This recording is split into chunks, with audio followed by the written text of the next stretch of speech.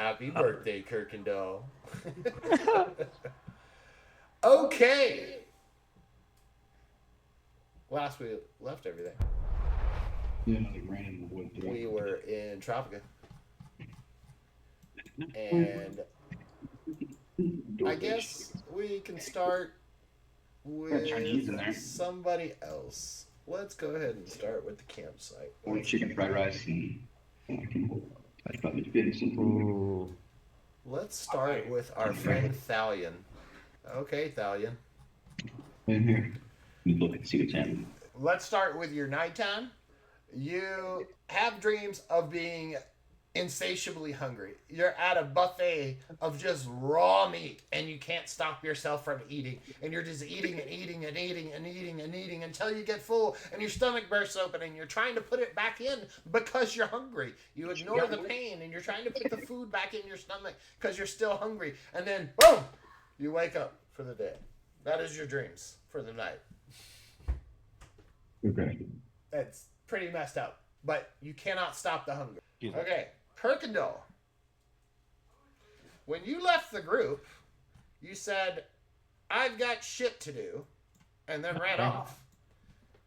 So you had discussed with me what you were doing during this time. You were buying healing potions and different things and like that. We had discussed what you bought and all the rest. You have like 5 silver left to your name, and you have bought all the potions that you need to delve into the catacombs of Tropica.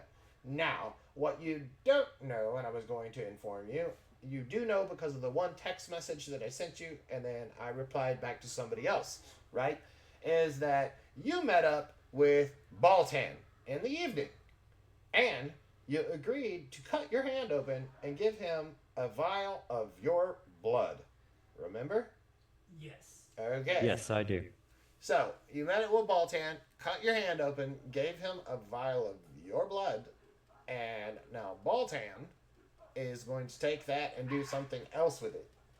But, in your times running around buying potions and things, you happen to stumble into Quaphilia's oddities. So, Into what? Quaphilia's oddities.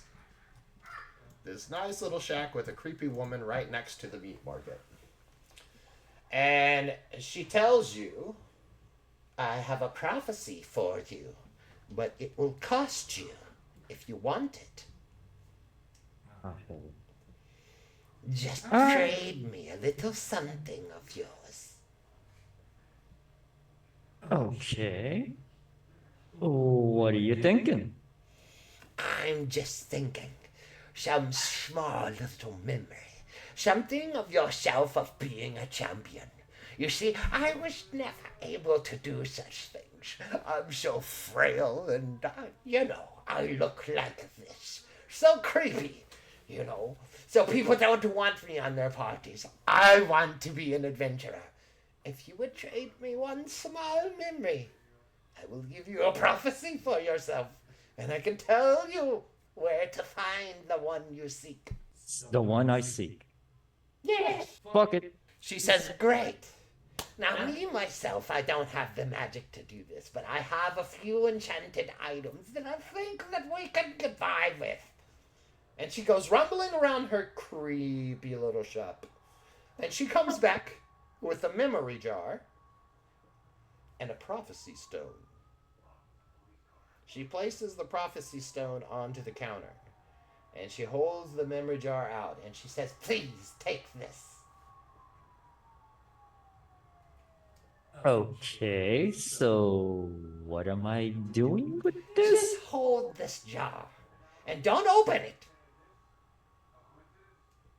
Fine. She hands Okay. you the jar. She says, now focus on a memory of you in an adventure, of when you're fighting and being excited and full of adrenaline. And then when you focus on that memory, open the jar and then close it. That memory will be trapped in the jar and I may experience it for myself. Ah, hell. Alright. I'm going to focus on the fight Which fight? we had when we ran into the rats. Oh, you're gonna focus on the fight y'all lost and ran from. Yes. Okay, cool. All right, you're focusing on that fight. Now, are you gonna open the jar? No. Okay. Give it back to her? No, you gotta open the jar for your memory to go in. Okay. Oh, did she not explain that? My bad. Now, once you're focused on that memory, open the jar slightly, then close it tightly. Do as she says. You open the jar. Your jar inside of your hands glows with an ominous bluish green and specks of purple floating around inside of it. You close the jar tightly. The memory is now trapped inside of the jar. The memory has left your mind. You do not remember it. She snatches the jar out of your hand and she goes, "Here's your prophecy stone. Place your hand upon it, and it will create a prophecy for you." She looks at the jar with glowing eyes and bright and a giant smile on her face. Cool. How do I use this thing? Did you put your hand on it? Shit. Alright. Fuck it. Let's do it. You put your hand onto the prophecy stone, and it shines like sunlight from beneath your palm, and then fades away. Inside of your mind, you will hear a certain prophecy that only you can hear, that is for you. Alright. Baltan, if we could, roll out your evening before we change days. All right. Baltan sneaks quietly into the guard tower. Dun, dun, dun, dun, dun, dun, dun, dun, dun, as a rat. All right. But Baltan sneaks quietly into the guard tower as a rat. You enter Commander Elric Baron's room. You know that you need to get the key to the box where the paper with your blood upon it is placed. So you enter his room. It is a small room. The commander is sound asleep. You can hear him snoring. All right. So I'm going to, I guess, investigate to see if I can locate the key. Yes, sir. Roll investigation. All right. 11. Pretty darn easy. It's sitting right there in front of you with his pile of clothes next to his bed. All right. So I'm gonna go ahead and get the key and then go unlock his lockbox. You can't quite get the key off the key ring as a rat. It's a little bit too strong for you. He's got it in one of those slide clips. Got to remember, this is like medieval times, so they don't have spring clips. So it's one of those slide and twist type things. And your rat hands can't quite get it off of there. So you're going to need human hands for this one. I can't just drag it across. If you want to drag all of his clothes. Well, his pants at least. Could I bite off the Yes, you key? can.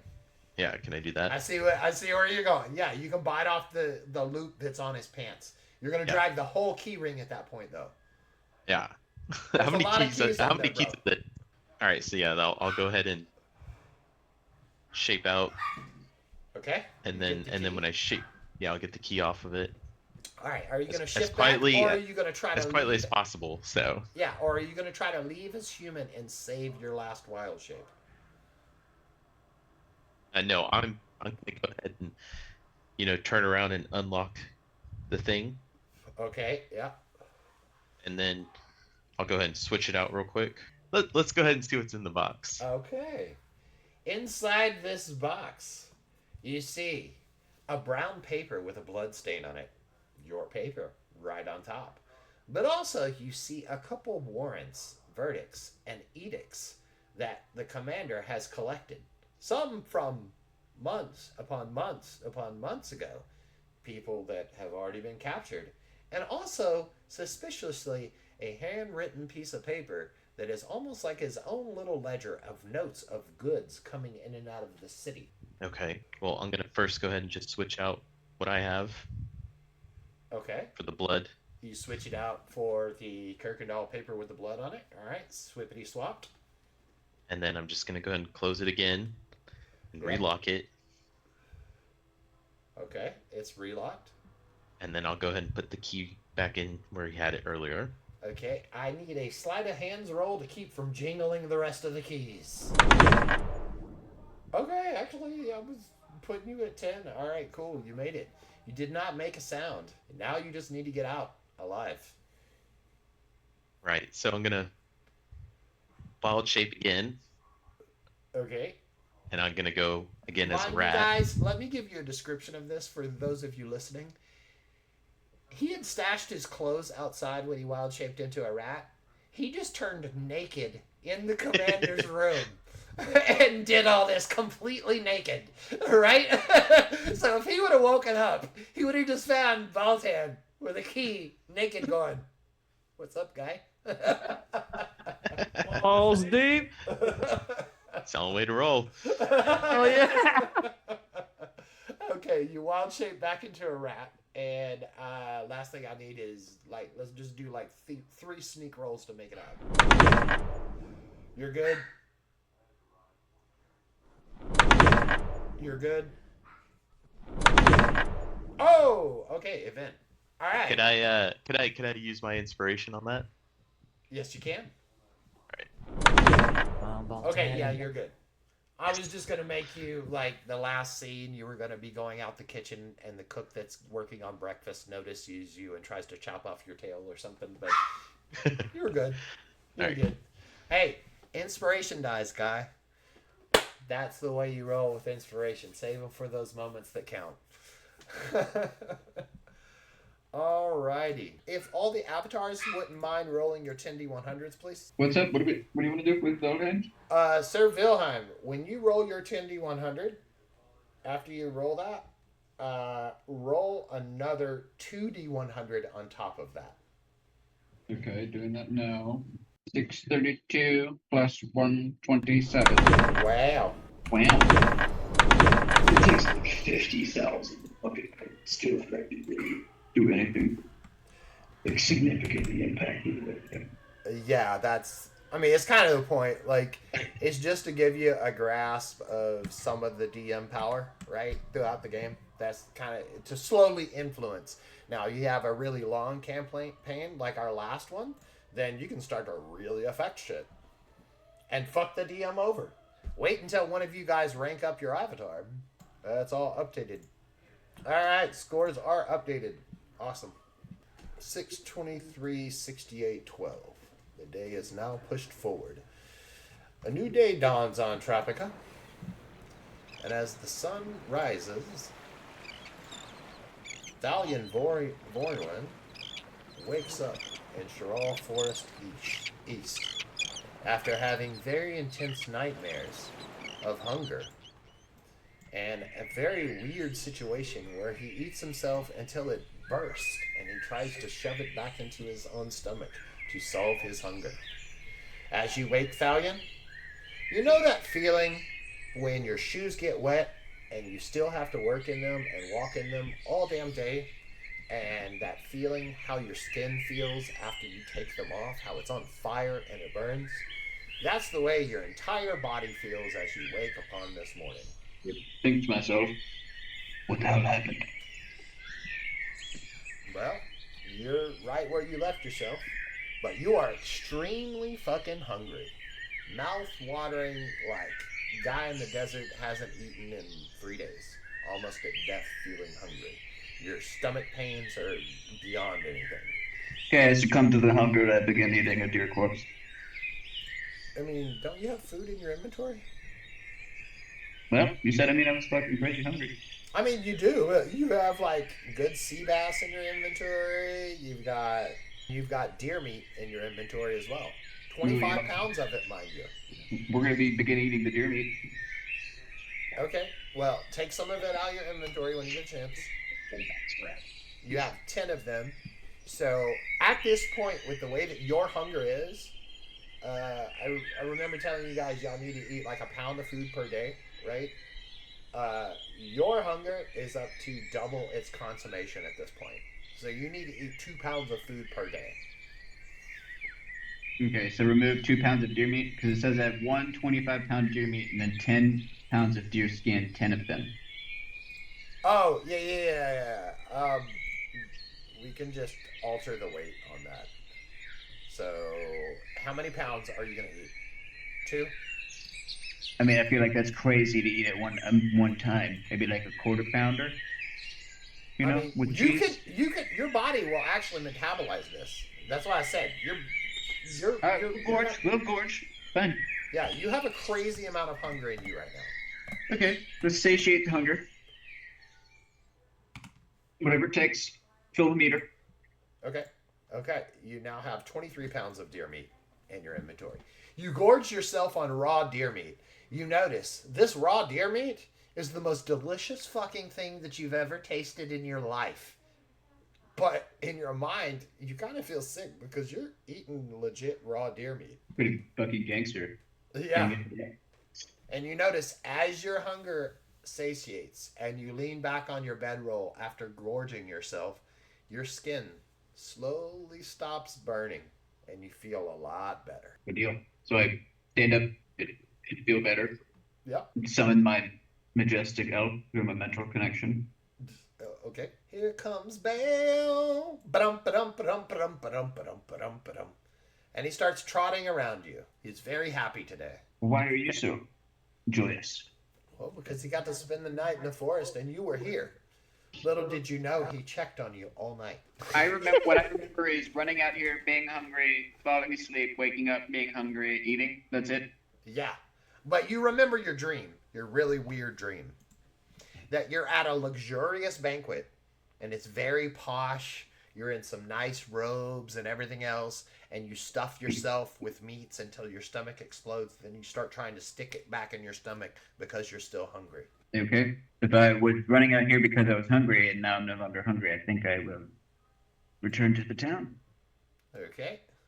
So you mount your trusty steed Bale and head on into town.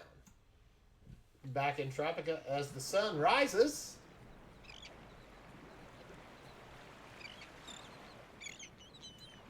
Light shines through stained glass upon a bunch of small mechanical devices. Americus wakes up in Pax and Lax's shop, remembering that he has a very important appointment this morning at 9 a.m. with the magistrate concerning his inheritance. What time is it? It is 7 a.m. Cool. I got time. So I am gonna get up. Okay. I want to look around and see if anybody else is up. Of course, Pax and Lax is always up. They wake up around 4 a.m. and get to work. I'm going to go and try to silently watch what they're doing. I don't want them to know that I'm awake, but I want to try to just kind of see what they're doing. Okay, you observe the two working on different computers for items around the town, and they seem to be nodding at one another and having a conversation through their psychic link. Quiet. Through your investigation, you see that they are working on 2 different things at this moment. One of them is a gnomish heated mattress, and the other one is a heater for a bathtub. Cool. I say, what's up, guys? They turn to you. Lax nods, grunts, and Pax says, "Good morning. Did you rest well?" Sure did. Or, yes, I did. Well, help yourself to some breakfast. We have eggs. Little did you know when you started staying with them that they would cook for you because you're a family friend. But the only thing they know how to cook is eggs. They're great inventors. They're crappy cooks. Cool. So I'm gonna go make some eggs. Yeah, they've got a big bowl of scrambled eggs just waiting for you. I'm gonna go eat them. Yeah, okay. You munch I ain't eating down. my own food. Hell yeah, I'm taking advantage of that. You munch down on the scrambled eggs. Meanwhile, across town, around the same time, Marjorie, you awake in the barracks. You feel somewhat rattled from the events of the previous day. I mean, you spoke to God. You keep saying that in your head. I spoke to God. But this actually kind of flies into the face of what you've been taught about the 10 thrones. Okay? To you, you've been thought that the thrones are a thing to admire because they are a point of power where the gods once sat before they left, right? So at this point, you're questioning and saying, oh my God, are the gods returning to their thrones? Are we going to be thrown back into the war of the ancient dragon gods that we were in before? This could be good. This could be bad. Who knows, right? That's the things that you're questioning at this point. All right. Is there any place I can go and study? There's not very much religious information in this town. Well, for now, I'll just do my devotionals. Okay. You begin to head across town. It seems to be a pretty quiet morning this morning. The sun is rising over the sea. The breeze is entering town. And as you walk through, it seems to be very peaceful. You seem to have a revitalized way of looking at the simplicity of life after experiencing such a major thing. As you walk through the town, you see Delia and Acarius out on the balcony of their home having their morning tea. The guards nod to you as you progress through the city, and you make your way out to the Temple of Outer Grace. You see the Trial Stone of Days posted up directly outside. Right now is the beginning of the phase of the God's Eye Watch, which is known as the full moon. Because in your religion, you believe that the gods, when they left, they used the moon as a portal, and that's where they reside, is on the other side of that. That's like a way to get out of reality, in y'all's religion. Okay. Next up, Lucian. As the sun rises, well, not rises, because Lucian likes to sleep in. Yes, he does. We are night out. As the sun sets, Yes. Yeah. Around 3 o'clock, Lucian waiting. Yeah. As the sun passed its zenith, and then a few hours after. 3 days later. Yeah. No, Lucian, you wake up. The sun is just at the waterline. It is a beautiful morning. The breeze is blowing through Tropica. It's a wonderful day to be on the coast of the Antelope Bay. okay, then get up. All right. I do my morning calisthenics, some light stretching.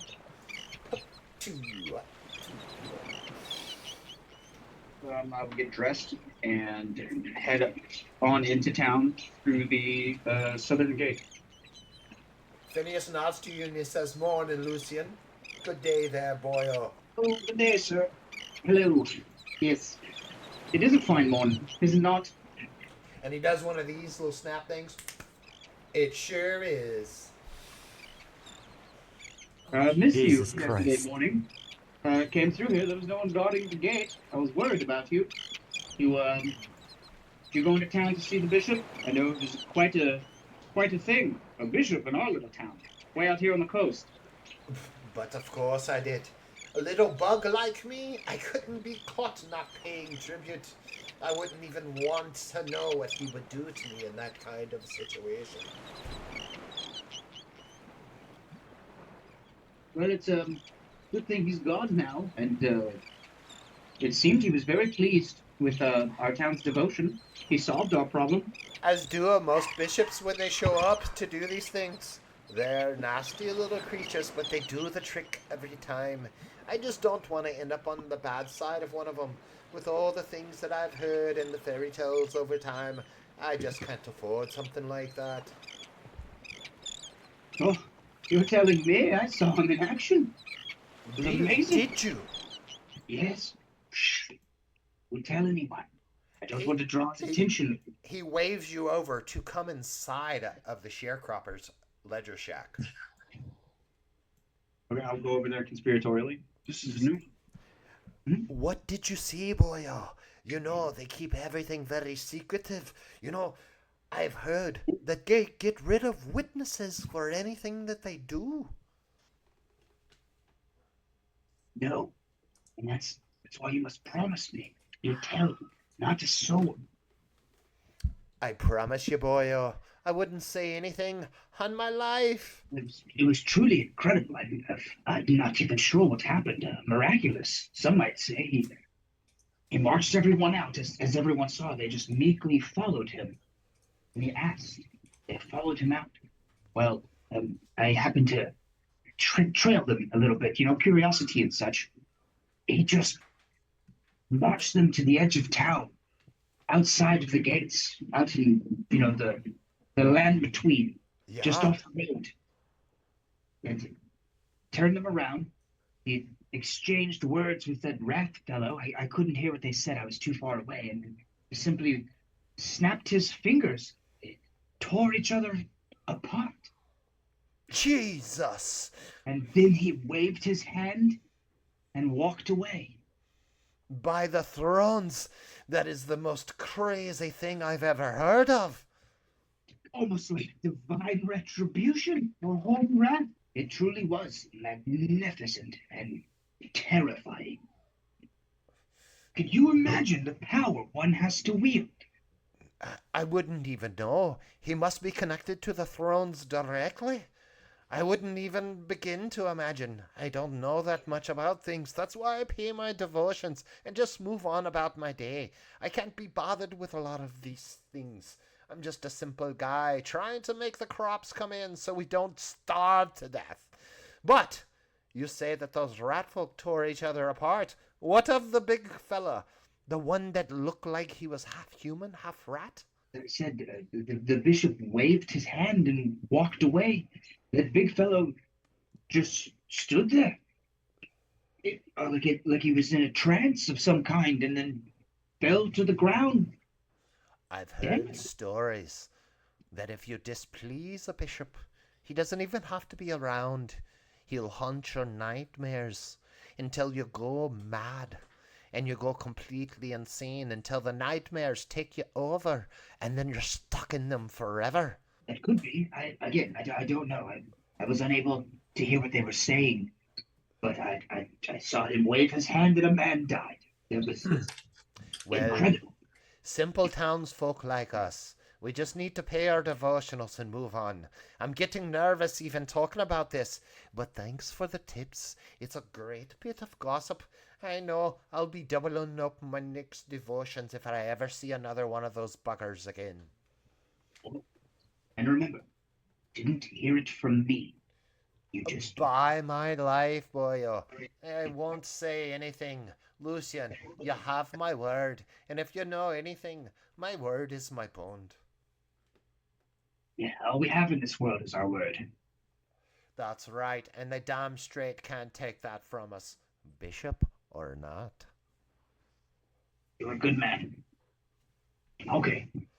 I'm starving now. Off to get some breakfast, but it's good seeing you, and I'm glad that you and yours are well. And he says, "Hail," and he flips you a gold coin. I snatched it in the air. Dexterity save. And you snatch it right out of the air. And he says, "Thanks for the tips. I know a lot of people are nervous. They don't discuss these bishops. But I've got to say, I am a simple folk. But I like to be aware. You gotta know when to not get kicked in the balls, right?" Ned knows when to fold them, doesn't he? Yeah, exactly. I must get back to work now. The croppers are gonna start coming in and signing in at any moment. I have to get my things organized. Got tons of tools to check out, you know. Oh, I know. Work never ends for an honest man. Well, Anyway. I'm hoping that the goddamn paladins finished their things over at the Balmar's farm today. They said that they would have it done by yesterday, but last evening they still had all of my tools and the buggers never bothered to check them back in. Well, I've been told that the iron root is most difficult to excavate. But I wouldn't know anything about that. I'm not cut out for manual labor. He says, "Believe me, I know," and he walks to the end of the sharecropper shack. Are you following? Mm-hmm.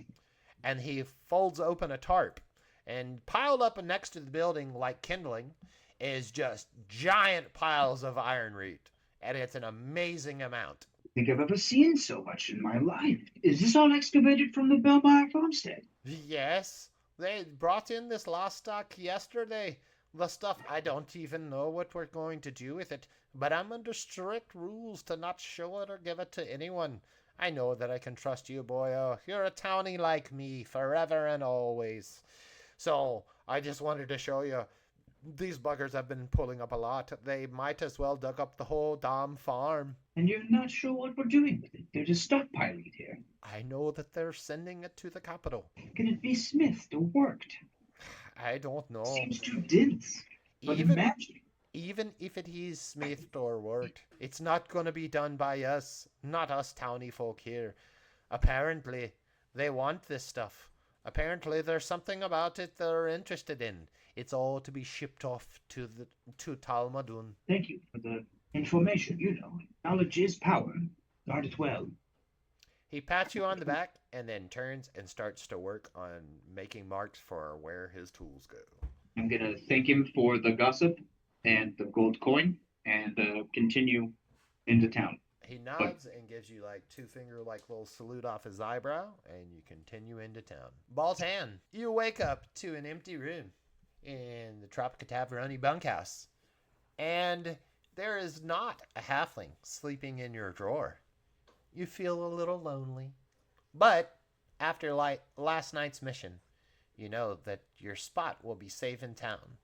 All you do need to do is confront them and tell them to get the paper and see what happened with it. Or you can wait. Those are the choices you're pretty much left with. You can just let it lie and play itself out, but you do still have half a vial of Kuykendahl's blood, so you can place it upon your hand like a little dried piece or whatever, and try to fool the scanner with that. Hopefully, your plan will work. It's the plan.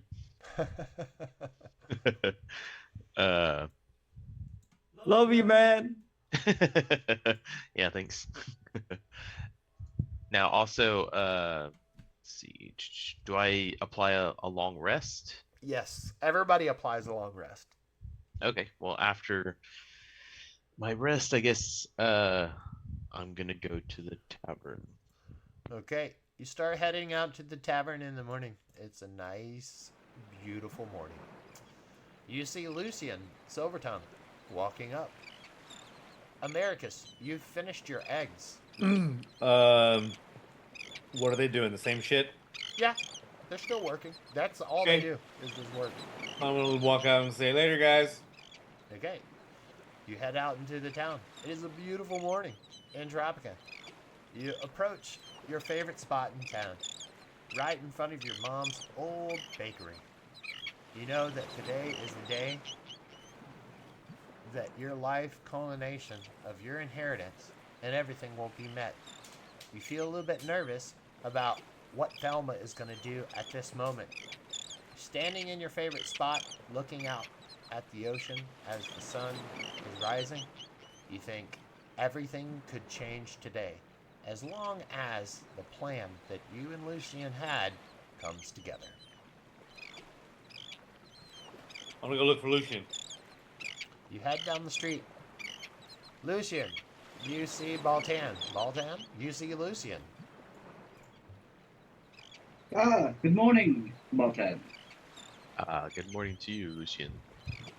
Care to join me for a bite to eat? I was just going to go get some breakfast at the tavern. Yep, that's exactly where I'm heading.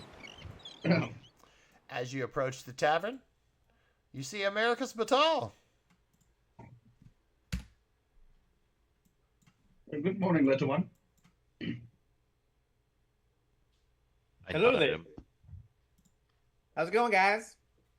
You care to join us for breakfast? Sure. Where are we going? The tavern that we are apparently running, and I'll cast a glance at Baltan. Hey, that is not me. I told him no. That was it's America's. Okay, you three start making your way into the tavern. All right. Thalion Vornwin and Bale, You arrive at the Temple of Outer Grace. The Trial Stone of Days has updated. Do you want to stop and take a look at that? Like on the screen here, or in something? Yeah. The screen gives you the information, but as a character action, you stop to take a look at it. Yes. Okay, you stop to take a look at it.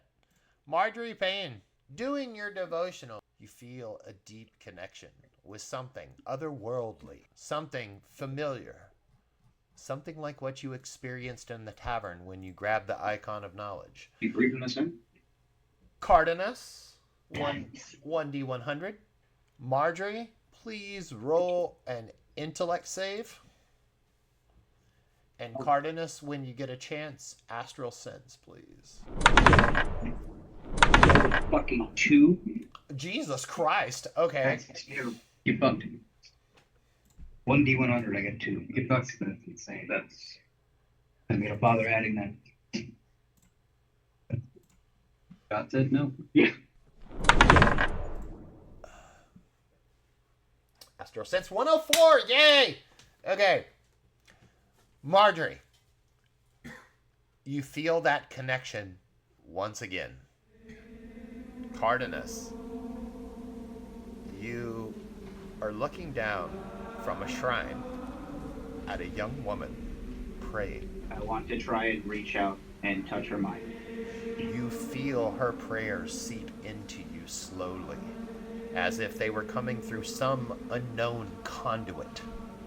You try to reach out to her mind. Roll astral focus, please. Damn, you have trouble hitting that one. I don't know why, but every time I give you a chance, yeah. Okay, you feel a resistance. You have one more option, one more chance really, because her devotionals take so long. So roll one more time, and Marjorie, roll me one more intellect save, please. I'm gonna guidance myself. Yes, sir. And it's actually gonna be easier for you this time because they're intellect save. I'm gonna use 5 dread manipulation as well. Okay. 64 plus 3. Yeah, that should probably do it. It's 13. Yeah.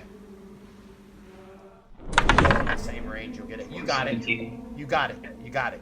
Okay, so at this point, you've got about 2 minutes left for her devotionals until the prayers actually end. Which I seek out library of Azura. That's what you heard, Constantine. You heard the words, seek out. Seek out Library of Azura. Yes. Where is the library? Okay, can I try and use... I want to use focus premonition to show her a vision of the location, but not give the information.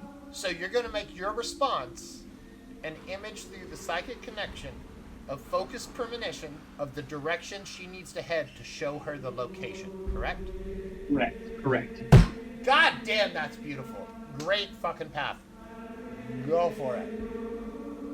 Okay, so I've used the focused premonition Yep.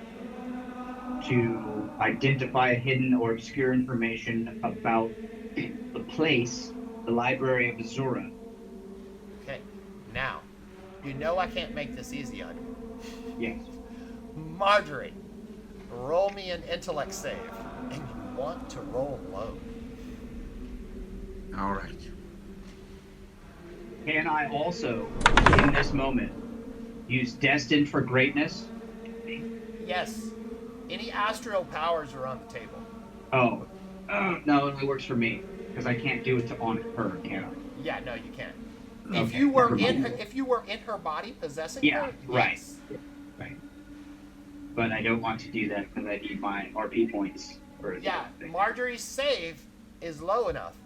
Awesome! Okay, now Marjorie, I need you to do one more thing. This is probably the most important roll of this conversation. I need you to roll a Constitution save. But before you roll this Constitution save, realize that you're having a knowledge being forced into your brain by an entity that is in magnitudes greater than you, when you don't have anything connected to this type of energy whatsoever. So, Your That's very sexist. Yeah, your system needs to adapt. So you need a very high constitution roll. Anything you can do to help that at this point would be advantageous. All right, here he goes. All right.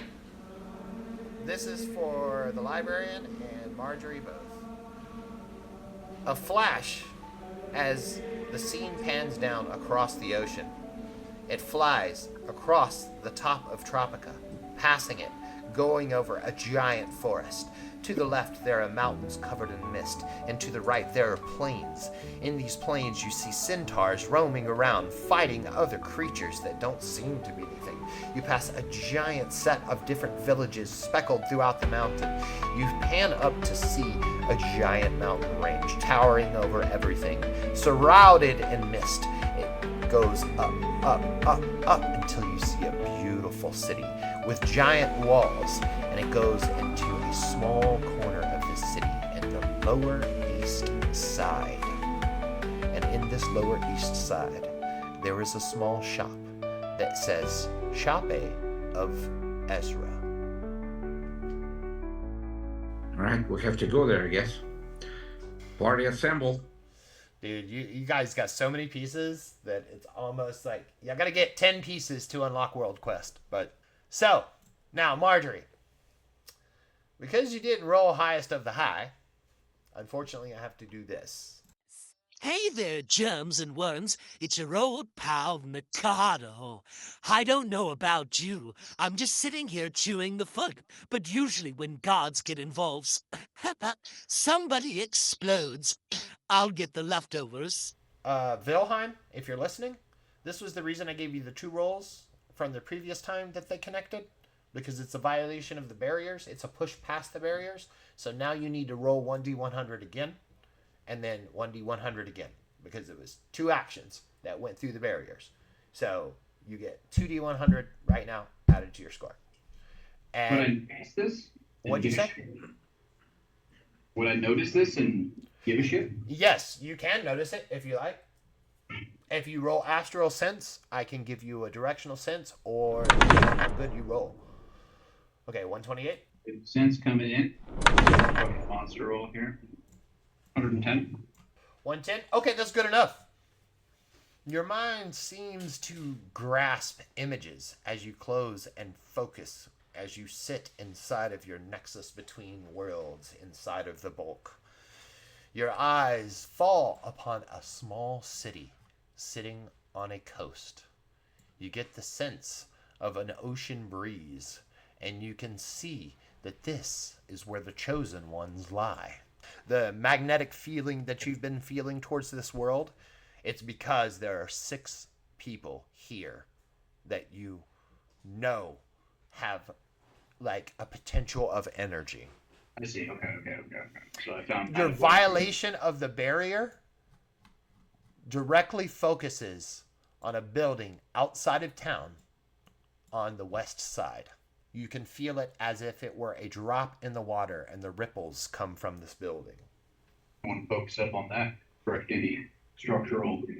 Okay. Okay, I'll give you one more focus. So do an astral focus on that, and I'll give you one more action, and then we'll move on. 10. Watch him roll like crazy. Oh, 110 again? Okay, so that's not super crazy, but as you focus on this building, your eyes and mind seem to meld inside of it. Inside of this building, you can actually see a foggy image of a woman praying. In front of her is a polished marble miniature throne.